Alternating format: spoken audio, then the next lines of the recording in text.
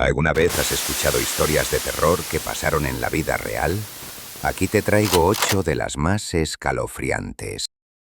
Caso 1. El expediente Vallecas.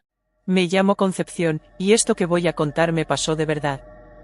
No es una historia inventada. Perdí a mi hija, y aún hoy siento que algo sigue aquí con nosotros. Mi Estefanía tenía solo 18 años. Era una chica alegre, muy cariñosa. Pero todo cambió después de una tarde en el colegio. Ella y unas amigas hicieron una ouija, escondidas en el baño. Querían contactar con el novio de una compañera, que había muerto. Una profesora las descubrió, rompió el tablero, y en ese momento, Estefanía inhaló como un humo negro. Desde ese día, nunca volvió a ser la misma. Al principio pensamos que eran cosas de la edad, pero empezó a tener ataques, convulsiones, y decía que veía sombras. Sombras que la seguían. Que se reían de ella por las noches. Que la llamaban por su nombre. Fuimos a médicos, a especialistas. Nadie sabía qué le pasaba. No encontraban nada físico. Pero yo, como madre, sabía que algo la estaba destruyendo desde dentro. Una noche, entré a su cuarto y la encontré gritando. Estaba mirando una esquina vacía, y chillaba que ellos estaban allí. No había nadie, o al menos, nadie que yo pudiera ver. Poco después, murió. Así, de repente. No tuvo explicación médica clara. Solo, dejó de respirar. Pero lo más horrible vino después. Desde su muerte, nuestra casa cambió. Se sentía un frío constante. Las luces se apagaban solas. Las puertas se abrían y cerraban. Y sobre todo, esa presencia. Como si alguien nos mirara todo el tiempo. Una noche no pudimos más y llamamos a la policía. Cuando los agentes entraron, también lo vieron. Un crucifijo voló de la pared. Una foto de Estefanía apareció quemada por dentro, sin que nadie la tocara. Eso lo dejaron por escrito en un informe oficial. Está firmado por ellos. Lo que vivimos no tiene explicación. Pero fue real. Y aún, algunos días, la siento. Como si no hubiera podido irse del todo. Caso 2. Del exorcismo de Anneliese Michel. Mi nombre es Anneliese Michel. Nací el 21 de septiembre de 1952 en Leibfin, Baviera, en una familia católica muy devota. Desde pequeña fui una niña tranquila y religiosa. A los 16 años, todo cambió, empecé a tener convulsiones y ataques extraños. Los médicos me diagnosticaron epilepsia y luego depresión, pero las voces que escuchaba y las visiones diabólicas no desaparecían, incluso con medicación. Cada día era más difícil. Dejé mis estudios universitarios porque no podía concentrarme. Empecé a odiar los símbolos religiosos, rompía crucifijos y rosarios, y a veces hacía cosas terribles, comía arañas, carbón, y hasta ladraba como un perro. Mi familia estaba desesperada. Rezamos y pedimos ayuda a la iglesia. Tras varias negativas, finalmente 2 sacerdotes recibieron permiso para hacerme un exorcismo en 1975. Durante 9 meses, me sometieron a 67 sesiones de exorcismo, a veces 2 veces por semana, cada una duraba hasta 4 horas. Dejé de comer y beber, creyendo que así liberaría mi alma de los demonios. Al final, pesaba solo 30 kilos y sentía que mi cuerpo se apagaba. Murió el 1 de julio de 1976. Mis últimas palabras fueron para mi madre: tengo miedo. Después de mi muerte, mis padres y los sacerdotes fueron acusados de homicidio negligente por no buscar ayuda médica. Fueron condenados a 6 meses de cárcel, pero solo cumplieron libertad condicional por 3 años. La Iglesia revisó el caso y años después decidió que siempre debe haber personal médico presente en los exorcismos. Mi historia sigue siendo un debate sobre la frontera entre la fe y la medicina. Caso 3. The Haunting in Connecticut. ¿Sabías que la película The Haunting in Connecticut, 2009, está basada en la historia real de la familia Snedeker, quienes se mudaron a una antigua funeraria en 1986 sin saberlo? Aseguraron vivir una serie de eventos paranormales tan intensos que llamaron a los demonólogos Ed y Lorraine Warren. Vais a presenciar un testigo real de la historia. Cuando nos mudamos a esa casa en Connecticut, yo acababa de empezar quimioterapia.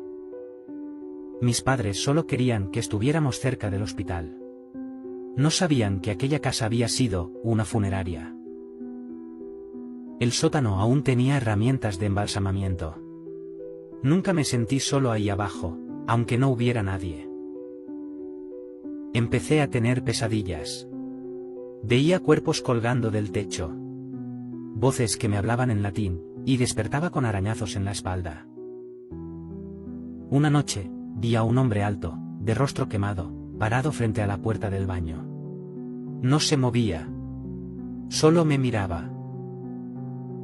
Mi hermano se despertaba llorando. Decía que una mujer lo agarraba de los tobillos mientras dormía. Las paredes tenían manchas que no desaparecían. Olía a carne podrida sin razón. Llamamos a Ed y Lorraine Warren. Dijeron que los cuerpos habían sido manipulados con rituales, profanados. Que la casa estaba infestada. Hicieron una limpieza. Pero el mal no se fue. Nos mudamos. Pero a veces, incluso ahora, al cerrar los ojos, escucho la voz del hombre del sótano susurrarme al oído: «Tú me dejaste entrar». Y me pregunto si alguna vez saldrá de mí. Caso 4. La muñeca Annabel. Soy Dana. Era estudiante de enfermería cuando todo pasó. Mi mamá me regaló una muñeca de trapo, vieja, pero simpática. La puse en el sillón de la sala. Nunca pensé que algo así pudiera moverse. Al principio era leve. La muñeca amanecía en el suelo o en otro cuarto. Yo pensaba que era Angie, mi compañera, pero ella me juraba que no. Después empezaron las notas. Papeles con la frase «Ayúdame», escritos con lápiz, sobre el piso o debajo de la cama. Ninguna de las dos escribió eso. Llamamos a un medium.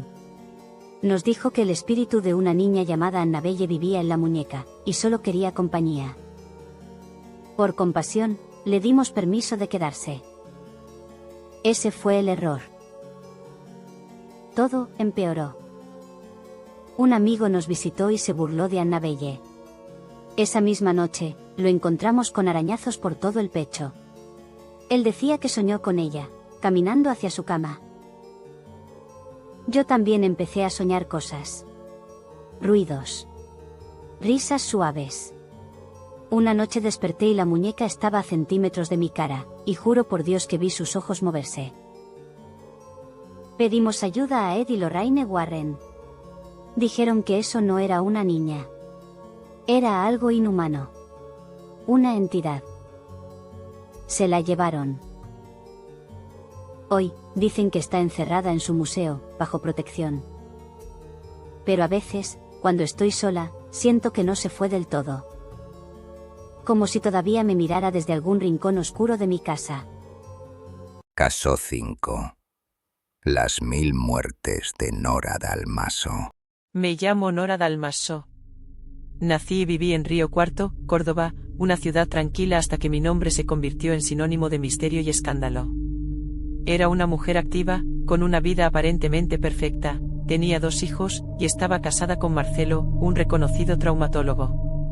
Vivíamos en el barrio Villa Golf, un lugar de gente acomodada. Pero la noche del 25 de noviembre de 2006, todo cambió. Había salido con mis amigas. Regresé a mi casa como cualquier otro día, sin imaginar que sería la última vez que entraría por esa puerta. Horas más tarde, alguien entró en silencio y me quitó la vida. Fui encontrada sin ropa, en la habitación de mi hija, estrangulada con el cinturón de mi bata. Desde ese momento, mi historia dejó de ser mía y se convirtió en un espectáculo. La policía y los vecinos entraron a mi casa, contaminaron la escena, y la investigación se llenó de errores y especulaciones. Me empezaron a juzgar por mi vida privada, salieron a la luz mensajes comprometedores, rumores de infidelidad, y hasta le pusieron mi nombre a remeras con frases burlonas. Mi reputación fue destrozada públicamente, mientras la prensa y la opinión pública me condenaban sin pruebas. Mi familia sufrió mucho. Mi esposo fue señalado y acusado, aunque él siempre negó estar involucrado. Mi hijo también fue investigado, y ambos tuvieron que pasar años defendiéndose ante la justicia y la sociedad. Gastón Zárate, un albañil, fue detenido injustamente y tildado de El Perejil, pero la gente salió a la calle a defenderlo y tuvo que ser liberado. Pasaron casi 2 décadas y mi caso sigue sin resolverse. Ahora, gracias a una nueva prueba de ADN, parece que hay un nuevo sospechoso, Roberto Barzola, un parquetista que trabajó en mi casa poco antes del crimen. La justicia busca una verdad histórica, aunque la causa ya está prescripta. Mi asesinato no solo fue el fin de mi vida, sino el comienzo de una tragedia para mi familia y un escándalo nacional. Caso 6. La creación de Slenderman. Dicen que no existo. ¿Qué fui inventado? Una imagen manipulada. Una broma de internet. Tal vez. Pero bastó con que me imaginaran, para que yo despertara. Empecé como un susurro en foros oscuros. Alto, sin rostro, brazos como sombras. Siempre observando, siempre esperando. Y ellas me vieron. 2 niñas. Pequeñas, pero vacías por dentro. Morgan y Anissa. Les hablé. No con palabras. Con presencia. Me ofrecieron a su amiga. Peyton. En el bosque. 19 puñaladas. Un sacrificio para demostrar su lealtad. Pero Peyton no murió. La voluntad de la carne es fuerte. Aunque el miedo es eterno. Las niñas me culparon. Dijeron que las obligué. ¿Pero acaso no fueron ellas quienes me crearon? ¿Quiénes me alimentaron con sus miedos? Yo no empuño cuchillos. Yo susurro. Y a veces, eso basta. Me encerraron en hospitales. Dijeron que todo fue un delirio. Y sin embargo, aún ves mi figura en la oscuridad del bosque. Aún sueñas conmigo. Porque yo nací en la mente. Y es ahí donde siempre viviré. No necesitas invitarme. Solo, piensa en mí. Caso 7. La desaparición de Brandon Swanson.